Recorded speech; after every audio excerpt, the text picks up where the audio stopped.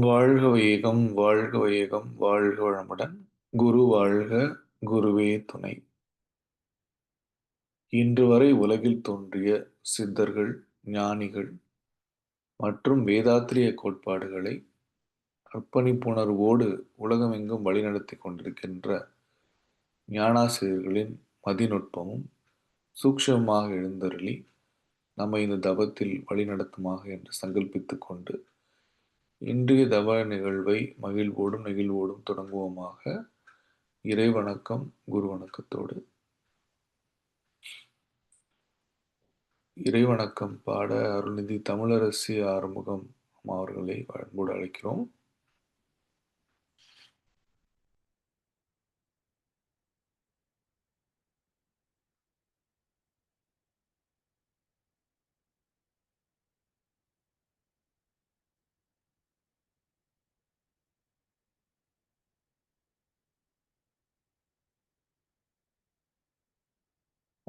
தமிழரசி ஆறுமுகமா, இறை வணக்கம் பாடுறீங்களா?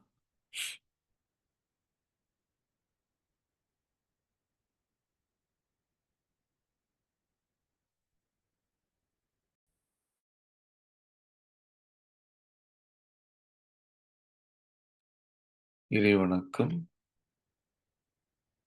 அழுத்தமெனும் உந்தாற்றல் ஒன்றைக் கொண்டே அணுமுதலாய் அண்ட கோடி அனைத்துமாக்கி. அழுத்தமெனும் உந்தாற்றல் ஒன்றைக் கொண்டே அணுமுதலாய் அண்ட கோடி அனைத்துமாக்கி. வழுத்துமோர் அறிவு முதல் ஐந்தும் மாறும். வழுத்துமோர் அறிவு முதல் ஐந்தும் மாறும். வகை வகையாம் உயிரினங்கள் தோற்றுவித்து. வகை வகையாம் உயிரினங்கள் தோற்றுவித்து. முழு திறனுடன் காத்து முடிக்கும் மேலாம் முழு முதற் பொருளே நம் அறிவாயாற்றும். படுத்த நிலை வரும் வரையில் நீ நான் என்போம். பழுத்த நிலை வரும் வரையில் நீ நான் என்போம். பதமடைந்தோம் ஒன்றானோம் பரமானந்தம். பதமடைந்தோம் ஒன்றானோம் பரமானந்தம். வாழ்க வளமுடன். குரு வணக்கம். அண்டமதில் உருவெடுத்து அறிவைப் பெற்று அவ்வறிவு ஒன்று முதல் ஆறதாகி கொண்டமேலாம் இவ்வுருவில் குறிப்பில்லாமல் கோடானு கோடி எண்ணி அனுபவித்து கண்ட பலன் எனையறிய நினைந்தேன் அப்போ. கருத்துணர்த்தி கனல் மூட்டி கருவாம் ஞான குண்டலினி எனும் மென்மை உணர்வு எழுப்பி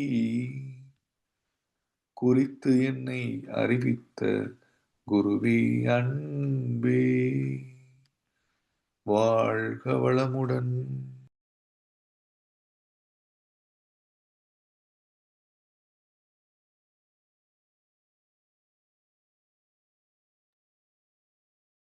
நாடி சுத்தி.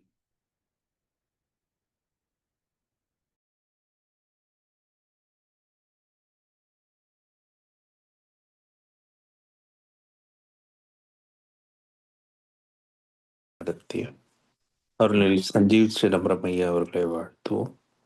அருள்நிலை சஞ்சீவ் சிதம்பரம் ஐயா அவர்கள் வாழ்க வளமுடன். அவர்களின் அன்பு குடும்பம் வாழ்க வளமுடன். அவர்களின் உடல் நலம், பொருள் வளம், மனவளம் மற்றும் அவர்கள் ஆன்மீக தொண்டு வாழ்க வளமுடன். வாழ்க வளமுடன். வாழ்க வளமுடன். வாழ்க வளமுடன். நன்றிங்க ஐயா.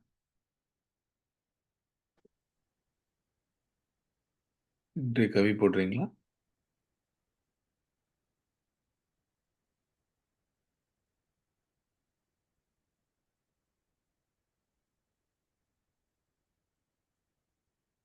வாழ்க வளமுடன். நன்றி. அடுத்து இன்றைய சிந்தனைக்காக ஞானம் வாழும் கவியிலிருந்து அகத்தவப்பேறு என்ற கவிக்கு விளக்கம் வழங்குவதற்காக முதுநிலை பேராசிரியர் பழனிசாமி வேலுசாமி ஐயா அவர்கள் நம்முடைய இருந்திருக்கிறார்கள். ஐயா அவர்களை சிந்தனை வழங்குமாறு அன்போடு வேண்டிக் கொள்வோம். வாழ்க வளமுடன் ஐயா. வாழ்க வளமுடனையா. வாழ்க வளமுடன். வாழ்க வையகம், வாழ்க வையகம், வாழ்க வளமுடன். குரு வாழ்க, குருவே துணை. சான்றோர் பெருமக்களே, ஞானமும் வாழ்வும் கவிதை தொகுப்பின் தொடர் சிந்தனையிலே இன்றைய கவியின் தலைப்பு அகத்தவ பேறு. அகத்தவத்தால் ஆலயமாம் சிறந்த வழிபாடு, ஆராய்ச்சி அறிவுடையோர்க்கு ஏற்ற உயிர் பேறு. அகத்தவத்தால் தனையறிந்து பழிச்சுமைகள் போக்கி அறநெறியில் பிறழாது ஆற்றி வாழலாகும். அகத்தவமோ தனையறிந்த ஞான ஆசானின்றி அறிந்திடவோ பழகிடவோ முயல்வது கூடாது. அகத்தவத்தை மெய்விளக்க மன்றங்கள் மூலம் அறிந்து எளிதில் பயின்று பயன் பெற்று உய்ய வாரீர். அகத்தவம். நேற்றைக்கு அகம் பற்றிய விளக்கத்தை பார்த்தோம். தியானம், தவம், பொதுவாக இந்த இரண்டும் ஒன்றாக நாம் பொருள் கொள்கின்றோம் என்றாலும் இந்த இரண்டிற்கும் அடிப்படையில் சிறு வேறுபாடு உண்டு. தியான் என்றால் உணர்வுகள், எண்ணங்கள். ந என்கின்ற போது எதிர்ச்சொல், எண்ணமற்ற, மனமற்ற, உணர்வற்ற நிலை. இப்ப தியானம் என்பது எண்ணமற்ற நிலை. தவம் என்பது ஒவ்வொரு மையமாக தவி தவி உயர்தல், அது தவம். எனவே தவத்திற்கு அடிப்படை தியானம், எண்ணமற்ற நிலை. அதற்கு என்ன செய்வது, அதனுடைய பயன்பாடுகள், சிறப்புகள் என்ன என்பதை பற்றி தான் இந்த கவியிலே மகர்ஷி அவர்கள் விளக்கியிருக்கின்றார்கள். அகத்தவத்தால் ஆலயமாம் சிறந்த வழிபாடு. ஆலயம், ஆ என்பது ஆன்மாவை குறிக்கும். லயம் என்பது இணைதல், ஒன்றுபடுதல், கலந்திருத்தல் என்று பொருள். இப்ப ஆத்மா எதனோடு இணைவது, எதனோடு கலப்புறுவது என்றால் பரமாத்மா என்று அதன் மூலத்தை குறிப்பிடுகிறார்கள். அப்ப ஜீவாத்மா, பரமாத்மா, பொதுவாக ஆத்மா என்று சொல்லப்படும். இதை பிரித்து பேசுகின்ற போது எங்கும் எல்லோருக்கும் பொதுவாக நிறைந்திருப்பது பரமாத்மா. அதுவே தனிப்பட்ட ஜீவன்களிலே உடல் என்ற மையத்தை கொண்டு தனித்து இயங்குகின்ற போது அதன் வாழ்க்கை அனுபவங்கள், அதை ஜீவாத்மா என்று குறிப்பிடுகின்றோம். அப்ப இந்த ஜீவாத்மா பரமாத்மாவோடு எப்படி லயமாகும்? இதுவோ அனுபவங்கள் கலந்த நிலை, பரமாத்மாவோ அனுபவங்கள் இல்லாத நிலை. இதுவும் அதுவும் எப்படி இணைய முடியும் என்றால் 14 தான் ஜீவாத்மாவின் அலைவேகம் தொடங்குகிறது. 8 13 வரைக்கும் பரமாத்மாவின் அலைவேகம் அமைந்திருக்கிறது. இப்ப 14க்கும் 13க்கும் எவ்வளவு தூரம்? எனவே மனம் திரும்புங்கள், பரலோராஜ்யம் சமீபித்திருக்கிறது. 14க்கு பக்கத்துலதான் 13 இருக்குது. எனவே மனம் திரும்பினால் 14 13க்கு இறங்குகின்ற போது பிதாவை தரிசிக்கலாம், பரமாத்மாவை தரிசிக்கலாம். அந்த பக்குவத்தை, சிறப்பை தான் ஆன்ம லயம். இதற்கான நுண்ணிய அலைக்களத்தை உருவாக்கி அது ஒரு பயிற்சி கூடமாக தந்து ஆலயம் சென்று அமைதியாக இருந்து தன்னுள்ளே தன்னை தேடுகின்ற போது இந்த ஜீவாத்மா தன் மூலமாகிய பரமாத்மாவோடு இணையும் என்று அறிந்தவர்கள் இதே சொல்லை ஆலயம் என்று அந்த இடத்திற்கும் சொல்லி வைத்தார்கள். அப்ப ஆலயம் என்பது நாம் வணங்குகின்ற இடம் என்று பொதுவாக பொருள் கொண்டாலும், ஆன்மா பரமாத்மோடு லயப்படுவதற்கான ஒரு பயிற்சி கூடம், பயிலரங்கம் என்று அர்த்தம். பிறகு ஆன்ம லயம் எங்கே நிகழும்?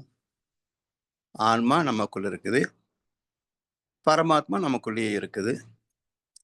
அப்ப 14லிருந்து 13க்கு இறங்குவது யாரு? நம்முடைய மனமே. அப்போ ஆன்ம லயம் என்பது புறத்தே நிகழ்வது அல்ல, நமக்குள் அகத்தே நிகழ்வதே ஆன்ம லயம். அகத்தவத்தால் ஆலயமாம் சிறந்த வழிபாடு. ஆராய்ச்சி அறிவுடையோர்க்கு ஏற்ற உயிர் பேறு. அகத்தவத்தால் தனையறிந்து பழிச்சுமைகள் போக்கி. ஆராய்ச்சி இல்லை என்றால் கோவில்கள் இருக்கும், தெருவுக்கு தெரு ஆலயங்கள் நிறுவப்படும். ஆனால் மக்கள் மனதிலே மாற்றம் நிகழுமா? தர்மம் பின்பற்றப்படுமா என்றால் அது சாத்தியப்படவில்லை என்பதுதான் வரலாற்று உண்மை. எனவே இந்த பக்தி மார்க்கத்தில் அது ஒரு தொடக்க நிலை. அதுல இருந்து உயர்வு பெற வேண்டும். பக்தியில் துவங்கி ஞானத்தில் பயணித்து முக்தியில் நிறைவு பெறுவது வாழ்க்கை. பக்தியிலே தேங்கி போனால் அது ஒரு சாக்கடை வாழ்க்கையாகத்தான் இருக்கும். எனவே ஆராய்ச்சி அறிவுடையோர்க்கு ஏற்ற உயிர் பேறு. இது சாதாரண பக்தர்களுக்கெல்லாம் ஏற்றுக்கொள்ள மாட்டார்கள். புரியாது என்று சொல்ல முடியாது, ஏற்றுக்கொள்ள மாட்டார்கள். காலங்காலமா இப்படித்தான் செய்து வந்துருக்கோம், இது செய்தால் போதும் என்று நினைப்பார்களே தவிர, அறிவியல் பூர்வமான கருத்தை, ஞான வழியை, அறிவு வழியை அவங்க ஏற்றுக்கொள்ள மாட்டார்கள். அப்ப யார் ஏற்றுக்கொள்வார்கள்? இத்தனை நாள் வழிபடுகிறோம். கொரோனா காலகட்டத்தில் கிட்டத்தட்ட 4 மாதங்கள் எல்லா ஆலயங்களும், மசூதிகள், தேவாலயங்கள் எல்லாமே மூடப்பட்டிருந்தன.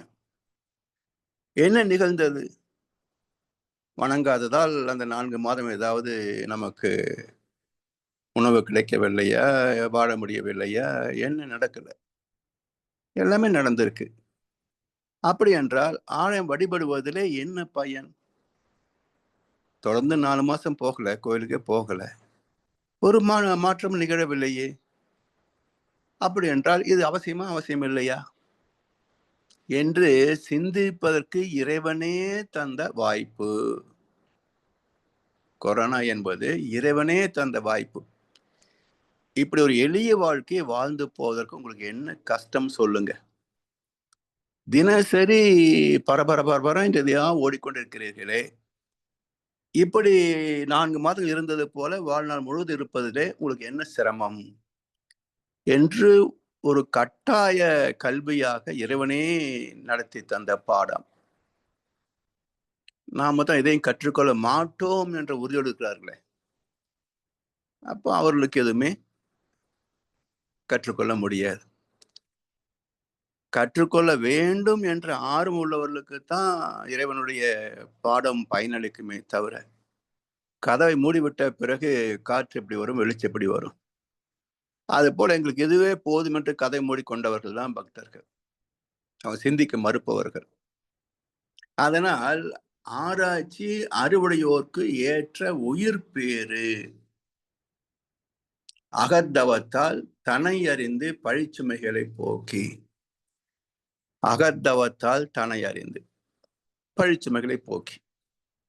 தன்னை அறிய, தன்னை அறியும் அறிவை அறிந்த பெண் தன்னை அர்ச்சிக்க தாஞ்சிருந்தானே என்கிறது திருமந்திரம். தன்னை அறியும் அறிவு. அறிவுதான் அனைத்தையும் அறியும். அந்த திறம் இருப்பதனால்தான் அதற்கு அறிவு என்றே பெயர் வைத்தார்கள். அறியும் திறன் உடையது அறிவு. இதை பைபிளிலே மிக அற்புதமாக அடித்தளமான பாடமாக வைத்தார்கள். ஆதாம் ஏவாளுக்கு அறிவுக்கனி புசித்த பிறகுதானே உணர்வு பிறந்தது, சிந்தனை பிறந்தது. அப்ப அறிவுக்கனை புசிக்காத வரைக்கும் விலங்குகளைப் போல வாழ்ந்தவர்கள் தானே ஆதாம் ஏவாள். எனவே இளந்தோட்டத்தின் மையத்தில் அறிவு விருட்சம், அதிலே உதித்தது அறிவு கனி. ஒவ்வொரு இயக்கத்தில் மையத்தில் இருப்பது அறிவு விருட்சம், சுத்தவெளியின் பேரரின் ஒரு பின்னம். அதிலே ஜனித்ததுதான் மனிதனுடைய பகுத்தறிவு. எனவே இந்த பகுத்தறிவை பயன்படுத்துவதிலே நமக்கு ஆராய்ச்சி மனம் வேண்டும். அப்ப ஆராய்ச்சி அறிவுடையவருக்கு ஏற்ற உயிர் பேர் அகத்தவத்தால் தன்னை அறிந்து.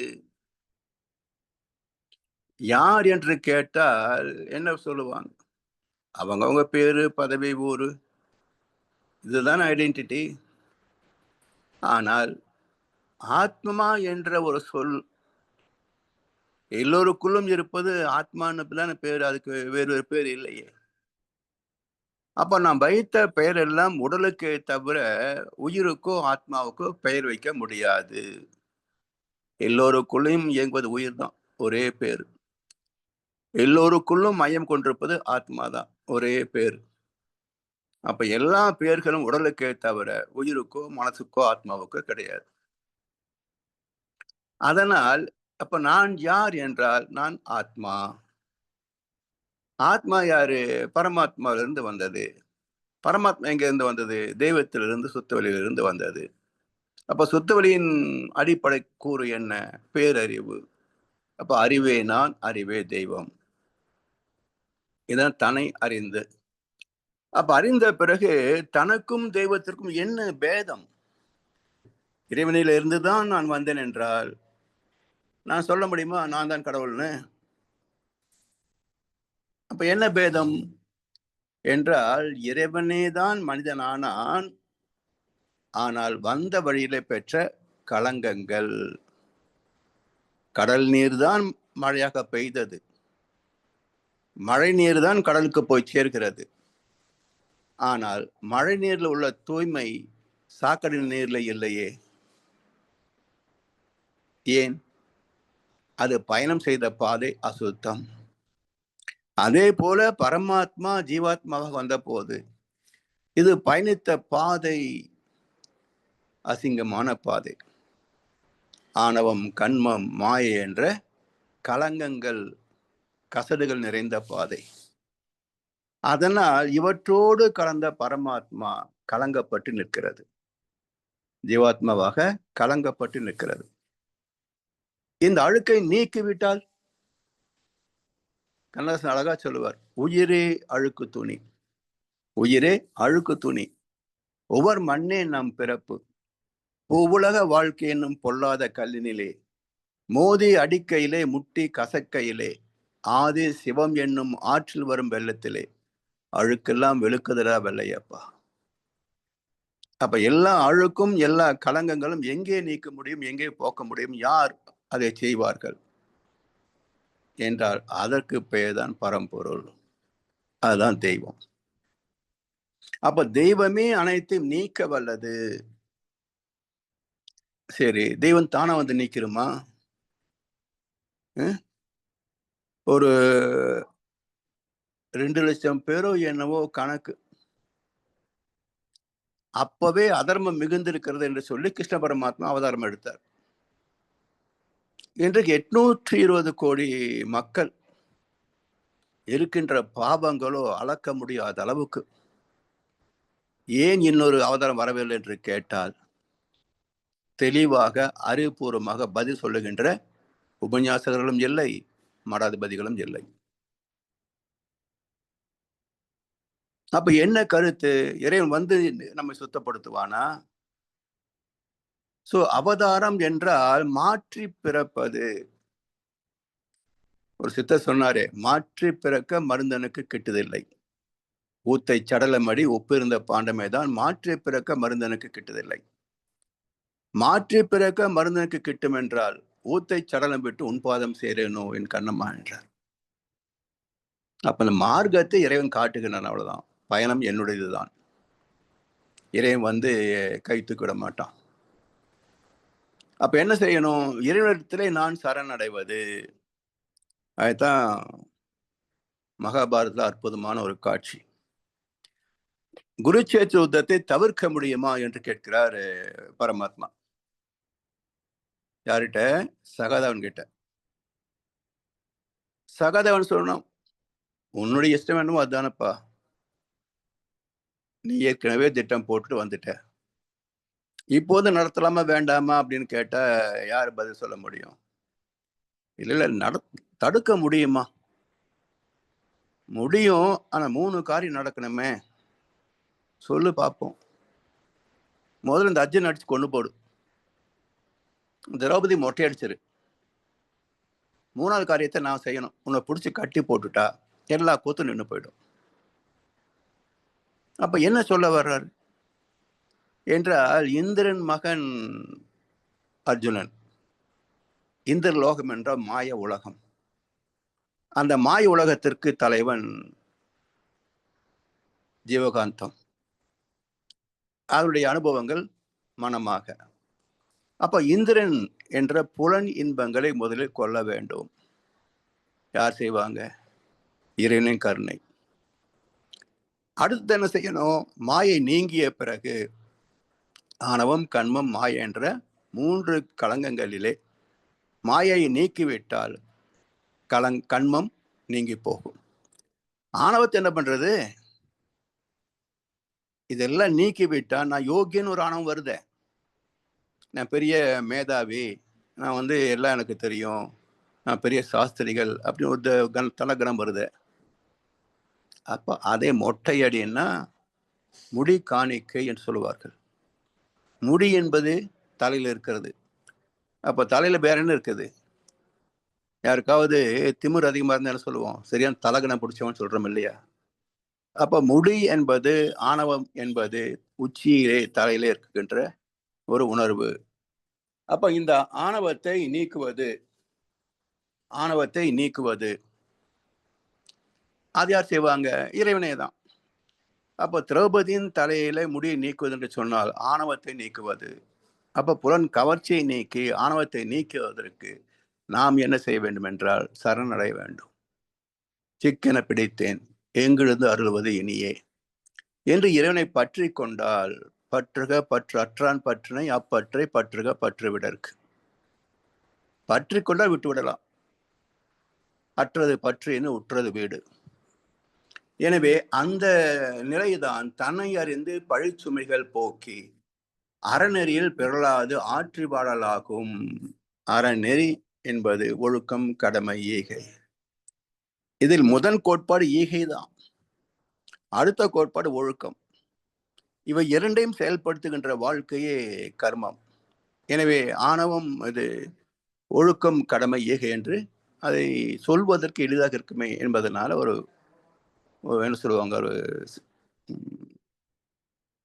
லகுவாக இருக்கிறது என்பதற்காக இப்படி மாத்திரமே தவிர அடிப்படையில் ஈகை தான் முதல், ஒழுக்கம் 2வது, கடமை 3வது. அப்படி அறநெறியில் பிறளாது ஆற்றி வாழலாகும். அகத்தவமோ தனை அறிந்த ஞான ஆசான் என்று. இது கரஸ்பாண்டன்ஸ் கோர்ஸே கிடையாதுங்க. ஒன்லி பர்சனல் கான்டாக்ட் கிளாஸ் தான். இதுல கரஸ்பாண்டன்ஸ் எல்லாம் கிடையாது. சரி, நானாக சுயமாக கற்றுக்கொள்கிறேன் என்று போனா அவஸ்தை கொஞ்சம் கூட வரும். எனவே தகுந்த ஆசான் மூலம் தான் ஒரு கலையை கற்றுக்கொள்ள வேண்டும். குருவன்றி யாருக்கும் கூட ஒண்ணாது என்று தீர்ப்பளித்தார் திருமூலர். குருவன்றி யாருக்கும் கூட ஒண்ணாதே.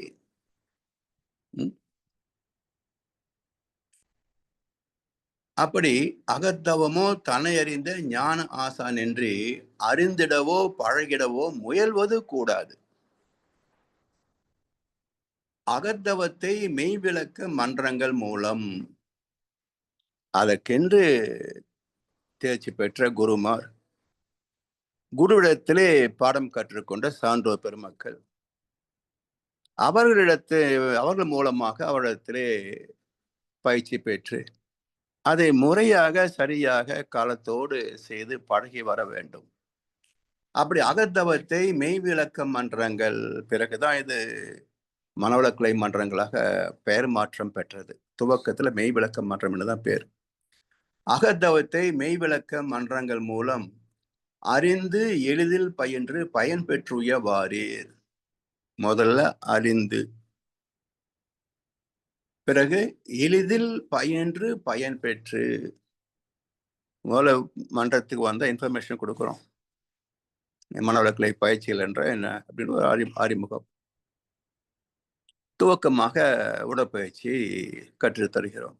அதுல படித்தளங்களாக பிறகு ஆக்னி தீட்சை, பிறகு சாந்தி, பிறகு துரியம், அதன் பிறகு அகத்தாய் பயிற்சிகள் என்று முறைப்படுத்திருக்கின்றோம். இறுதியிலே பிரம்மஞான பயிற்சி, தொண்டு செய்ய விரும்புபவர்களுக்கு ஆசிரியர் பயிற்சி. இப்படி முறையாக ஒவ்வொரு படியாக பாடத்திட்டத்தை அமைத்து பிரம்ம ஞானத்திலே முடித்திருக்கிறார் மகர்ஷி அவர்கள். இந்த பாடத்திட்டத்தை மாற்றி போடவே கூடாது. அது ஆசிரியர்களுடைய சௌகரியத்தை ஒட்டி சில சமயங்களிலே மாற்றி போடுவது அது அவ்வளவு சரியான வழிமுறை அல்ல. மகர்ஷி தந்த பாடங்கள் அதே வரிசைக்கிரமாக போகிற போதுதான் அடுத்த பாடத்துக்கு முதல் பாடம் அடிப்படையாக இருக்கும். வாழ்க்கையின் முதல்ல அகத்த பயிற்சி பார்த்தீங்கன்னா, வாழ்க்கை நோக்கம் என்ன, அந்த நோக்கத்தின்படி வாழ்வதற்கு என்ன 12 தத்துவங்கள் வேண்டும். அப்ப இதன்படி வாழ்ந்து போவதற்கு என்ன சிரமம் நமக்கு? எண்ணம். எண்ணம் எப்படி செயல்படுகிறது? ஆசையாக, சினமாக, கவலையாக. அப்ப படிப்படியாக போகிறது பிரம்மஞானம் வரைக்கும். எனவே ஒவ்வொரு பாடத்திட்டத்தையும் மகர்ஷி அவர்கள் நம்முடைய பக்குவத்திற்கு ஏற்ப ஒவ்வொரு படியாக வைத்திருக்கிறார். நான் 3ஆவது படி போயிட்டு மறுபடியும் கீழே இறங்கி 2ஆவது படி வந்தோம்னா சரியா புரியாது. எனவே அந்த படித்தளத்தின்படி அகத்தவத்தை மெய்விளக்க மன்றங்கள் மூலம் அறிந்து எளிதில் பயின்று பயன் பெற்று உய்ய வாழ்வீர். பயன் பெற்று உய்ய. வாழ்க்கை என்பது ஒரு லாப கணக்கு தான். சம்பாதிக்கணும். பணத்தையும் புகழையும் மட்டும் சம்பாதிச்சா போதுமா? சிறப்பாக வாழ்ந்தேன் என்ற மன நிறைவை சம்பாதிக்க வேண்டாமா?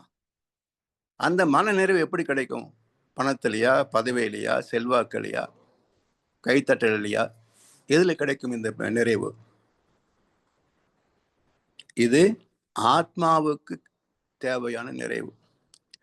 அதாவது 1000 இருந்தும் வசதியில் இருந்தும் நோ பீஸ் ஆஃப் மைண்ட் சொன்னார் கண்ணதாசன். அது மாதிரி இப்படி நம்ம டயலாக் அடிக்கலைனாலும் கூட என்னத்தை சம்பாதிச்சு, என்னத்தை அனுபவிச்சு, என்ன சுகத்தை கண்டம் போ என்று நினைக்காத மனிதர் உண்டா? என்னத்தை சம்பாதிச்சு, என்னத்தை அனுபவிச்சு, என்ன சுகத்தை கண்டா போ என்று நினைக்காத மனிதர் உண்டா? எப்படி சாகரக்குள்ள ஒரு தடவை வந்துடும். அப்ப இந்த கேள்வி கேட்பது யார்? இத்தனை அனுபவிச்சிருக்கிறோம், இத்தனை சேர்த்து வச்சிருக்கிறோம், இவ்வளவு இருந்தும் என்ன சுகத்தை கண்டேன் போ என்று ஒரு கேள்வி எழுப்புவது யார்? இதுதான் ஆத்மாவின் கேள்வி. எனக்காக என்ன செய்தாய்? உனக்கு மூலமே நான் தான். நான் தான் உடலை கட்டினேன், நான் தான் பதிவுகளை சுமந்து வந்தேன், அந்த பதிவுகளின்படி உன்னை ஆட்டி வைத்ததும் நான் தான். ஆனால் எனக்காக நீ என்ன செய்தாய்? உடம்புக்காக எத்தனையோ வசதிகளை பெருக்கிக் கொண்டாய், உடல் சுகத்துக்காக எத்தனையோ பொருட்களை, உறவுகளை தேடிக்கொண்டாய். எனக்காக என்ன செய்தாய்? ஒன்றும் இல்லை. அப்போ இந்த உடல் மூலமாக நான் வாழ்ந்து என்ன சுகத்தை கண்டேன் என்று ஆத்மா எழுப்புகின்ற கேள்விக்கு பதில் எங்கே? சாகும்போது இந்த கேள்வி வந்தா வாழ்நாள் மிச்சம் கிடைக்குமா? இல்லை. எனவே வாழ்கின்ற காலத்திலேயே ஆத்மார்த்தமான வாழ்க்கை வாழ்ந்தால்தான் வாழ்ந்து விட்டோம் என்ற மனநிறைவு வருமே தவிர, வெறும் உடல் சார்ந்த வாழ்க்கை வாழ்ந்தால் அடுத்த உடலை தான் தேடும் ஆத்மா. வெறும் உடல் சார்ந்த வாழ்க்கை மட்டுமே வாழ்ந்தால் செத்த பிறகு இன்னொரு உடலை தேடும் ஆத்மா. இது தேவையா? அவனவன் ஆசையே ஏறாலாம். இதில் அடுத்தவன் ஆசை சேர்ந்து சுமப்பது ஒருத்தனால் முடியுமா? அப்போ இந்த பூமியின் காந்த களம் அது இருக்கின்ற எண்ணற்ற மக்களின் அனுபவ தொகுப்புகள் அத்தனையும் வாழ்கின்ற மக்களை பாதிப்பதனால் நம்முடைய ஆசா பாசங்கள் கூடிக்கொண்டே போகின்றன, அறியாமை கூடிக்கொண்டே போகின்றது. இதிலிருந்து விடுதலை பெற வேண்டும் என்ற எண்ணம் கூட வருவதற்கு அங்கே விடுவது இல்லை. அதனால் பெற்றேன் பல்பிறவே பிறருக்கே உழைத்து ஏழையானேன் என்று ஒவ்வொரு மனிதனும் அர்த்தம் தெரியாமலே வாழ்ந்து போகிறான். ஸோ இதிலே நாம் சற்று விதிவிலக்கு நல்ல ஒரு குருவிடத்திலே வந்து சேர்ந்தோம், வாழ்க்கையின் நோக்கத்தை கற்றுக்கொண்டோம், அதுக்கான வழியிலே பயணித்து கொண்டிருக்கின்றோம். எனவே நம் கடமை அறவாழ்வின் நாட்டத்தை சிறக்கட்டும் என்று சொல்லி வாய்ப்பளித்தனருக்கும் செவிமடுத்த அனைவருக்கும் நன்றி பாராட்டி இந்த உரையை நிறைவு செய்கின்றோம். வாழ்வளமுடன், வாழ்வளமுடன், வாழ்க வையகம். வாழ்க வளமுடன். மிக்க நன்றிங்க ஐயா. நன்றி ஐயா. வாழ்வளமுடன். வாழ்வளமுடன். அகத்தவ பேரு என்ற தலைப்பில் நமக்காக இன்று ஒரு அருமையானதொரு சிந்தனை வழங்கிய முதுநிலை பேராசிரியர் பழனிசாமி வேலுசாமி ஐயா அவர்களை வாழ்த்துவோம். தமிழ்நிலைக்கு வந்துடலாம்.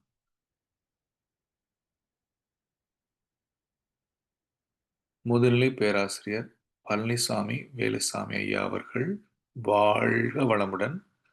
அவர்கள் ஆன்மீக தொண்டு வாழ்க வளமுடன். அருட்பேராற்றல் கருணையினார் பழனிசாமி வேலுசாமி ஐயா அவர்கள் மற்றும் அவரது அன்பு குடும்பத்தினர்கள் உடல் நலம், நீள் ஆயுள், நிறை செல்வம், உயர் புகழ், மெய்ஞானம் ஓங்கி வாழ்க. வாழ்க வளமுடன். வாழ்க வளமுடன். வாழ்க வளமுடன். மிக்க நன்றிங்க ஐயா. வாழ்க வளமுடன்.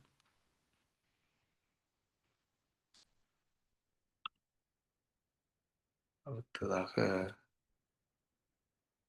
பாடல்கள் பாடி நிறைவு பெறும் தருணம்.